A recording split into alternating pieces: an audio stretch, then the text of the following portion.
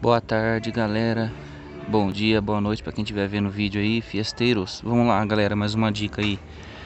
Barulho na suspensão do Fiesta Zetec Rocan. O que pode ser, galera? Às vezes é uma coisa muito simples. Fica tec, tec, tec, tec, tec.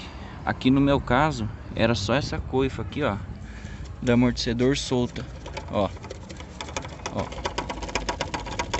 Ela vai encaixado lá em cima no coxim, tá? E encaixada aqui, ó.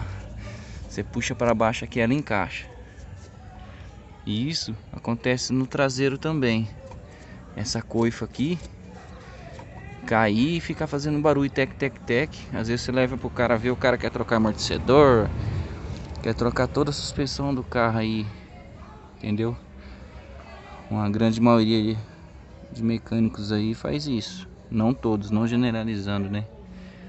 Então fica uma dica aí, barulho na suspensão, às vezes é só isso aqui solto, ó. Ó como que faz barulho, ó.